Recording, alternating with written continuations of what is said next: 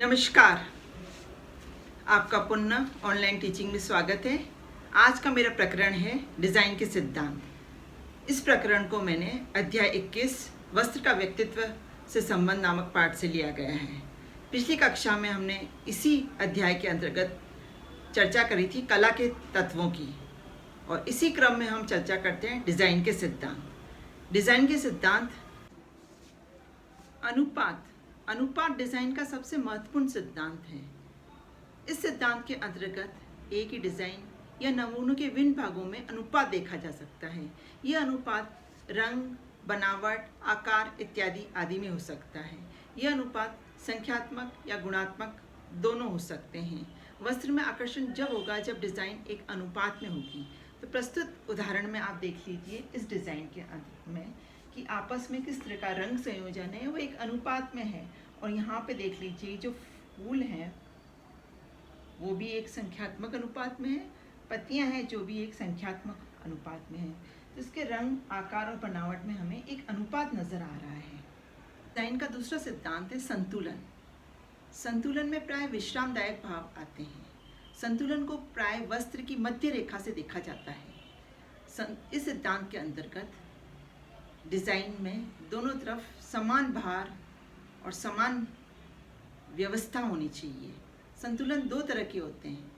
एक तो होते हैं औपचारिक संतुलन, जिसको कहते हैं सिमेट्रिकल संतुलन। इस डिज़ाइन में आप देखिए कि प्रत्येक जो त्रिभुज हैं या प्रत्येक रचना, अलंकरण और ये समान है। तो ये है केंद्र से समान भाव जो आता है उसको कहते हैं सिमेट्रिकल या औपचारिक संतुलन। और दूसरे जो अनौपचारिक संतुलन होता है, इसमें परस्पर जो भी डिज़ाइन होती है उसकी संख्या बराबर नहीं होती है, लेकिन केंद्र से यह एक संतुलित अवस्था में लगता है। जब हम केंद्र से देखते हैं तो इसमें एक रंगों में जो संयोजन होता है वो संतुलित अवस्था में दिखता है। इसको कहते हैं अनौपचारिक संतुलन। औपचारिक संतुलन जब डिज़ाइन में परस्पर रचना, भाग, अलंकरण आदि सभी बराबर मात्रा में होते हैं तो इस संतुलन को कहते हैं औपचारिक संतुलन। तो आप देख रहे हैं ये त्रिभुज, इस वाले संतुलन को हम औपचारिक संतुलन कहते हैं, क्योंकि इसमें बराबर की मात्रा में रचना है, अलंकरण है और भाव है। दूसरी तरफ आप देख रहे हैं उस संतुलन को कहेंगे अनौपचारिक संतुलन।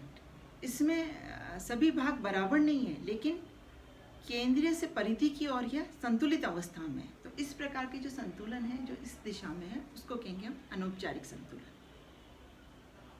हमारा तीसरा सिद्धांत है लय।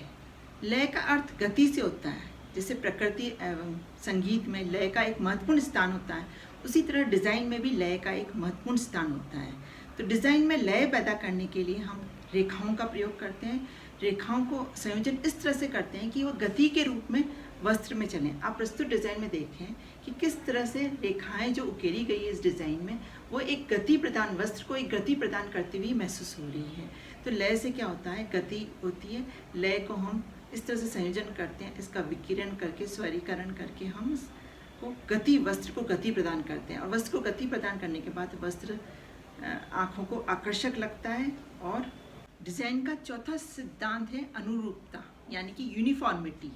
यूनिफॉर्मिटी में क्या होता है कि जितने भी हमने कला के तत्व प्रयोग में लिए और डिज़ाइन के सिद्धांत प्रयोग में लिए, उनका आपस में एक संबंध होना चाहिए। चाहे वो रेखा लिए, आकार लिए, बनावट लिए, रंग लिए, वो सब एक रूपता प्रदान करके वस्त्र को एक रूपता के रूप में एक डिज़ाइन प्रदान करे। आपस में उनका संबंध होता है और रंग संयोजन हुए उसमें, तो वो सब मिला के वस्त्र को एक यूनिटी देते हैं या यूनिफॉर्मिटी देते हैं।